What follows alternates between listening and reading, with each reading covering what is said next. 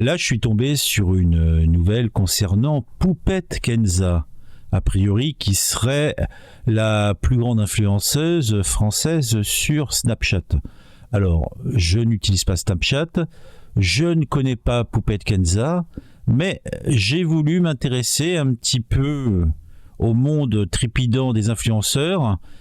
Et comme en ce moment la cause et les problématiques liées à l'enfance sont un petit peu au devant de la scène, c'était peut-être l'occasion de s'intéresser à cette personne qui semble être légèrement problématique à plus d'un...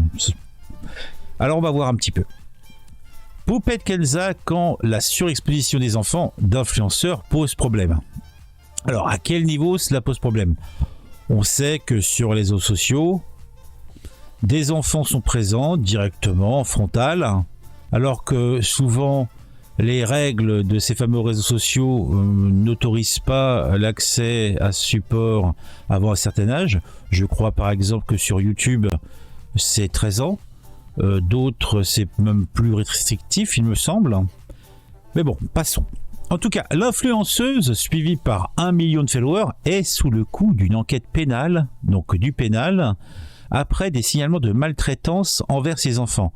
Le HuffPost, puisque l'article que je suis en train de lire avec vous en est l'origine, revient avec une spécialiste sur cette histoire qui incarne le pire des réseaux sociaux. Alors, les signalements. Les signalements, c'est bien et c'est trop. Pourquoi je dis ça ? C'est bien puisque c'est bien de pouvoir signaler.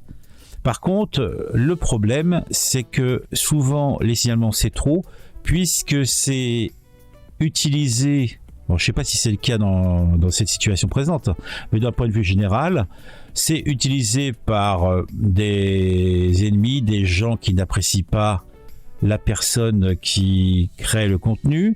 Ça peut être également des personnes qui vivent dans une autre sphère, soit vieillissantes, avec des références des années 50, ou, et c'est le plus grand nombre, avec des idées tellement progressistes que simplement tirer la main d'un gamin qui veut rester au milieu de la route, en fait, c'est une offense inqualifiable puisque tu interdit à l'enfant d'avoir l'expression de ses mouvements. L'exemple est un petit peu abusé, mais je pense qu'elle est assez imagée pour que vous compreniez plutôt un peu le sens. Je suis enfermé dans ma chambre depuis plusieurs jours. Je ne regarde plus les réseaux ou ce qui se passe autour de moi. Je suis accusé de choses tellement dramatiques. Poupette Kenza, influenceuse rouennaise de 22 ans, de son vrai nom Kenza Benchrif, a réagi lundi 20 février par téléphone sur le plateau de TPMP aux rumeurs qui agitaient les réseaux sociaux depuis plusieurs jours.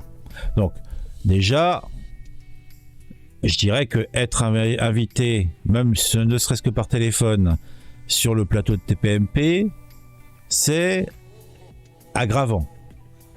Tu ne fais rien pour ton cas, Kenza Benchrif, dit Poupette Kenza. En tout cas, la poupette, elle a réagi aux rumeurs et elle en a gros. Elle a été entendue ce week-end au commissariat à la suite de signalements pour maltraitance envers ses 2 enfants en bas âge. Effectivement, ils doivent être bien vieux puisque la maman a que 22 ans. Dernièrement, son petit garçon, né en 2022, aurait souffert d'une blessure à la tête, ce qu'elle avait raconté sur les réseaux sociaux. Après une journée de stress, des invocations, le médecin vient de passer en chambre il y a juste 1 minute. J'étais obligé de m'empresser de vous donner des nouvelles pour ne pas vous inquiéter plus que cela. Les résultats de l'IRM sont très positifs. Votre petit-neveu, mon fils, mon guerrier, mon roi, est sorti d'affaire, explique-t-elle ensuite. C'est à l'issue de cette hospitalisation que la jeune femme aurait été placée en garde à vue ce week-end. Bon, un enfant qui se cogne la tête, ça peut arriver. Mais c'est vrai qu'un enfant qui a même pas 1 an, qu'est-ce qu'il a été faire comme cabriole ? Mais bon, qu'est-ce que ça nous dit ? Comme l'a confirmé le parquet de Rouen auprès de 76 Actu, La jeune femme est bien sous le coup d'une enquête pénale pour soustraction par les parents d'un enfant mineur sans motif légitime à ses obligations légales compromettant sa santé, sécurité, moralité ou son éducation. Des maltraitances qu'elle a fortement démenties en pleurs dans l'émission de Cyril Hanouna. Les larmes ne sont pas un système de défense valide. Par contre, j'ai du mal, même si hélas on en a eu des preuves par le passé, que des parents puissent de façon intentionnelle ou malveillante faire du mal à leur enfant. C'est au-delà de mon raisonnement, sachant là encore que par le passé on a eu des histoires des plus sordides. Donc on avait un poste, aucune maltraitance envers bébé. Les autorités ont-elles raison de s'en prendre aux mamans influenceuses? Kenza Poupette est en direct dans TPMP. En fait, que ça soit des mamans influenceuses ne rentre pas du tout en ligne de compte. On s'en bat les oreilles et les steaks. Non. L'important c'est est-ce qu'une maman a des raisons de faire des maltraitances envers ses enfants? Eh bien non, cela va sans dire. L'enfant est une personne, une petite personne, mais une personne. Ces contenus postés d'abord sur Snapchat, puis sur TikTok et Instagram sont des vidéos de son quotidien de mère au foyer, mariée avec un homme, de ses enfants, de sa vie quotidienne. Elle s'est fait connaître sur Snapchat il y a 2 ans parce qu'elle s'est filmée en train de pleurer après un vol de voiture, explique Myriam Roche, fondatrice du site Les gens d'Internet et spécialiste du marketing d'influence. Son post est devenu viral. Elle est aujourd'hui l'un des comptes les plus suivis en France sur la plateforme. Alors, il suffit d'être victime d'un vol et d'avoir la présence d'esprit de faire une vidéo à ce moment-là pour être influenceur. Moi, ça me plaît. Hein. Moi, mais bon, personne va me voler voiture. Franchement, j'ai pas de chance. Hein. Et si je suis un petit peu constipé et je fais une vidéo, vous pensez que je peux devenir le roi des influenceurs sur Snapchat ou TikTok? Peut-être. Ou alors je finirai dans la rubrique de France Dream. Oui, ouais, bon. Est-ce que j'en ai vraiment envie? Je n'en suis pas certain. Mais bon. Je pense que dans le cas présent, elle ne peut que se féliciter de s'être fait voler sa caisse, puisque ça lui a permis de lui ouvrir une carrière. Hein, elle garde sa fonction primaire de femme au foyer, hein, mais en plus, elle fait rentrer du granulé à la maison, ce qui ne doit pas être désagréable. En tout cas, je le pense. Mais pour l'instant, l'article ne nous dit rien réellement sur ce qu'on reproche à cette poupette, je ne sais plus comment elle s'appelle. Comment elle s'appelle déjà? Poupette Kenza. Donc sur cette poupette Kenza, ce qui apprécie ses followers, c'est le fait qu'il s'identifie à sa vie et ses galères de jeune mère. Elle montre absolument tout son quotidien, que ce soit son petit déjeuner, quand sa fille tombe, quand elle rentre des courses, énumère Myriam Roche. Sa communauté s'est habituée à cette omniprésence et lui en demande toujours plus ou davantage. Si elle ne donne pas de nouvelles pendant 1 heure, elle reçoit des centaines de messages lui demandant ce qui lui arrive. En fait, une belle petite télé-réalité. Bon, j'espère qu'elle est légèrement scénarisée quand même, qu'elle ne lâche pas toute son intimité, ça serait un petit peu dommage, mais bon. Jusqu'où les gens sont prêts à aller. Cette surexposition qui englobe donc ses enfants et son entourage est également une matière riche pour les haters, littéralement les haïsseurs, ceux qui critiquent exclusivement négativement son contenu. Parfois, elle se filme en train de donner un code promo alors que sa fille pleure. Dans une autre vidéo, on la voit marcher maladroitement sur la main de sa fille, énumère Myriam Roche. Oui, c'est vrai que c'est pas une bonne idée mais de marcher sur la main de sa fille, mais là encore on a tous, en tout cas ceux qui sont parents savent bien que il arrive des incidents, hein, heureusement pas dramatiques. Ça peut arriver. Bon, après, qu'un enfant pleure, un enfant par définition pleure. Est-ce qu'il faut réagir à chaque fois qu'un enfant pleure? Non. Ah, je vais casser le petit cœur des personnes qui sont en train de sauter sur le gamin dès qu'il commence à chouiner une seconde. Non. L'enfant doit avoir son moment de détresse. Il faut le laisser dans sa détresse. Ce n'est pas le laisser dans son caca. Ce n'est pas le laisser se liquéfier dans une voiture. C'est simplement, l'enfant doit construire son univers autour de lui et les limites de celui-ci. Hein. Il ne faut pas être hyper réactif systématiquement. Et puis les parents, je parle comme vous si vous êtes parents, il y a sanglot et sanglot. Hein. Vous voyez la différence. C'est un langage non écrit, c'est un langage non formulé, mais les parents, bon, peut-être pas tous les parents, mais en tout cas, si moi j'ai fait ça, moi de la naissance, on va dire aux 6 premiers mois, j'ai été complètement entourant pour mon gamin. Et c'est vrai que je différenciais les pleurs. Je pense que cette mère est à même de faire cette différence. Donc après que ces fameux haters surréagissent, oh là là, elle est en train de faire sa vidéo Snapchat, TikTok, je ne sais, et en même temps, il y a son gamin qui pleure. Bah oui, un enfant, ça pleure. Et je pense que les personnes qui montent au plafond dès qu'on a un sanglot au fond d'une pièce n'ont jamais approché un gamin. Ou alors ont un vécu tellement catastrophique que il faut plutôt qu'ils se demandent s'il n'y a pas un souci dans leur contexte familial. Bon. En tout cas, attendez, j'ai perdu le fil maintenant.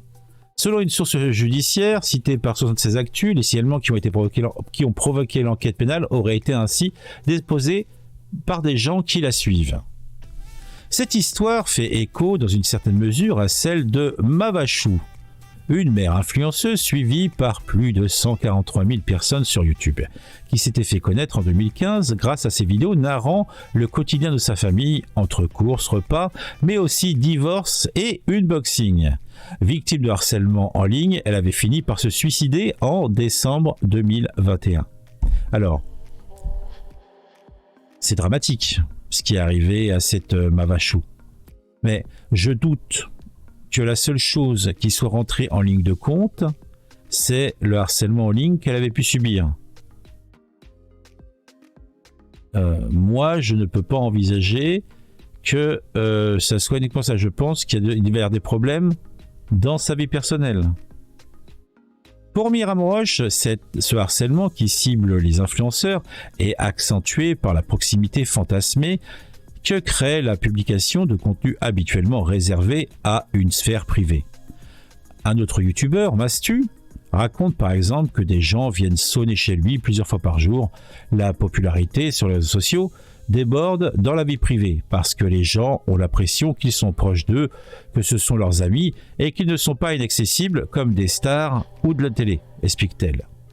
La question de la santé mentale et du cyberharcèlement des influenceurs et la manière dont ils sont ou pas accompagnés dans leur parcours de célébrité, parfois fulgurante, se pose. La semaine dernière, une influenceuse, Chloé, donc Mademoiselle Chloé, je suppose, a été invitée à Matignon pour parler de l'aspect cyberharcèlement du métier d'influenceur. Après, je vous dirais, l'appât du gain est aussi bien présent, puisque je considère que si une activité t'impose des malaises, t'impose des vexations, t'impose du harcèlement, cyberharcèlement, tu as toujours le moyen de te reculer de ce milieu. Hein, tu coupes tes réseaux. Si tu ne le fais pas, c'est qu'il y a un côté financier. Alors, après, je comprends qu'une manne d'argent est toujours bonne à prendre, mais il faut aussi raison garder tête froide. Poupette Kenza n'est pas la seule à montrer sa vie quotidienne sur les réseaux sociaux. De nombreuses mères et parents, solo ou non, en ont fait un business, mais tous ne mettent pas en scène leurs enfants, Kenza, dès le départ, a fait le choix de montrer ses enfants parce que ça lui permettait d'avoir accès à certains partenariats. Bon, alors est-ce que c'est elle qui dit que elle fait ça parce que ça lui permettait d'avoir des partenariats, ou c'est le journaliste qui présuppose cela? Elle a habitué sa communauté à les voir et c'est compliqué de faire marche arrière aujourd'hui, souligne Myriam Roche. Souvent, sa fille de 3-4 ans est sur ses genoux quand elle partage ses codes promo. Elle n'hésite pas non plus à les mettre en scène pour tester des produits. Ce qui amène à la question de la protection de la vie privée de ses enfants et de la légalité de cette exposition. En avril 2022, une proposition de loi sur les enfants influenceurs, entre guillemets, a été adoptée en France. Elle concerne tous les enfants de moins de 16 ans qui s'expriment sur les réseaux sociaux comme YouTube, Instagram, TikTok ou encore Twitch, et étend la législation déjà en vigueur pour les enfants du spectacle, à savoir les mannequins, les chanteurs ou encore les acteurs. Le texte prévoit que le travail des enfants sur les réseaux sociaux soit soumis à une autorisation administrative préalable, à un contrôle médical et à la consignation des sommes perçues auprès de la Caisse des dépôts jusqu'à leur majorité. Un droit à l'oubli permet aussi à l'enfant, dès sa majorité, de demander auprès des plateformes la suppression des contenus le mettant en scène mineur. Les enfants de poupettes Kenza sont directement concernés par cette loi. À partir du moment où elle les met en scène dans des partenariats, la marque doit effectuer un contrat destiné à l'enfant et aux parents, développe Myriam Roche. Au mois de janvier, une nouvelle proposition de loi a été déposée par le même député LREM que la loi enfants influenceurs, afin d'interdire aux parents de jeunes de moins de 15 ans de diffuser leur image sur les réseaux sociaux. Alors, si une telle loi passe, autant dire que va y avoir des business qui vont sauter.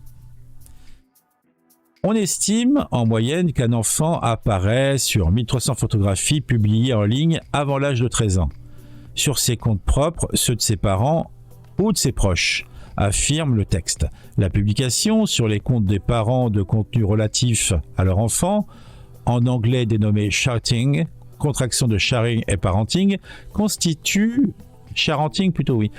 ainsi aujourd'hui l'un des principaux risques d'atteinte à la vie privée des mineurs. Le texte devrait être examiné en mars à l'Assemblée nationale. Pour Myriam Roche, la complexité d'encadrer le monde de l'influence vient des spécificités propres à chaque partenariat. L'enfant peut être invité à un événement, il peut être visible dans une story, dans une vidéo TikTok, dans un live sur Twitch. C'est compliqué de comprendre ce qui est attendu dans la loi. Il faut s'entourer de juristes pour être bien en règle, souligne-t-elle. Bah oui, c'est la problématique des lois. Nul n'est censé ignorer la loi, mais dans la pratique, qui connaît toutes les lois? Même celles qui ne sont plus, qui sont toujours actives, mais qui ne sont plus visitées. Près de 19 000 personnes ont participé à une concertation menée du 9 au 31 janvier par le ministère de l'économie sur le site Make.org, commentant ou réagissant à 12 mesures avancées par le gouvernement pour encadrer le travail des influenceurs. Les discussions à Bercy concernent davantage l'aspect économique, tu m'étonnes, le pognon qui s'échappe, c'est pas bon, ou contractuel du métier et l'interdiction des arnaques en ligne et du dropshipping. En quoi tu peux ou interdire le dropshipping? C'est du commerce. C'est simplement du commerce direct, mais c'est exactement le principe du j'achète, je vends, je commissionne. Simplement, les marges sont folles, mais dans l'absolu, je vois pas très bien comment tu peux interdire le dropshipping. C'est un système éco comme un autre, prise de commande, envoi de la commande à une société tierce qui s'occupe de faire parvenir au destinataire le produit, même éventuellement, avec même un système de marque blanche. Je vois pas vraiment en quoi tu peux interdire ça, quoi. Ça, je vois pas. Mais bon, peut-être que je dis des bêtises. Que la santé mentale des influenceurs, cela viendra peut-être ensuite, espère Myriam Roche. Alors en tout cas, moi, je voulais avoir des informations sur le cas spécifique de l'influenceuse qui se trouve sous une enquête. Donc ça m'aurait intéressé. Alors si ce qu'il lui reproche, c'est parce que oh là là, elle a marché une fois sur les mains et elle a sur les genoux de sa gamine, et que son gamin se soit retrouvé à l'hôpital et elle a fait une story parce que son gamin a eu un petit incident. Est-ce que c'est problématique? Sans doute, je ne sais pas, mais ça me paraît un petit peu léger. Je pense qu'on a des services sociaux qui font globalement leur métier, en tout cas je suppose. Donc je suis un petit peu... Je ne sais pas où voulait aller cet article. Je pense que le sujet de Poupette Kenza en tant qu'élément central n'était que simplement un moyen d'aborder une problématique plus large. En tout cas, j'espère que vous aurez été intéressé par le sujet. Je vous invite à me suivre sur les réseaux sociaux, les liens sont dans la description. Je vous invite à mettre un j'aime si la vidéo vous a plu, ou à mettre un pouce rouge si elle vous a pas plu. En fait, qu'importe, c'est vous qui voyez. Et à commenter. Les commentaires, c'est très important. Le pouce, c'est important aussi. Ça permet déjà d'interagir entre nous. Et puis, accessoirement, ça permet de améliorer la visibilité des vidéos. Et si vous aimez mon contenu, je pense que vous serez enclin à faire ce qu'il faut pour m'aider à être plus visible. Après, accessoirement, si tu n'es pas abonné, abonne-toi, pourquoi pas. Active la petite cloche pour être mis au courant quand je sors une nouvelle vidéo, sachant qu'en moyenne, je sors entre 2 ou 3 vidéos par jour. Tout ne t'intéressera pas, camarade, mais globalement, si tu apprécies ces vidéos, tu peux te dire que régulièrement il y a des vidéos qui correspondent à peu près à cette thématique, puisqu'en fait, étant un vieux loustique sur le retour, je suis un petit peu casanier et je retraite souvent les mêmes dossiers. Bon, je vous dis au revoir, on se retrouve un peu plus tard dans la journée pour une autre vidéo sur un sujet qui m'aura intéressé et qui, je l'espère, vous intéressera aussi.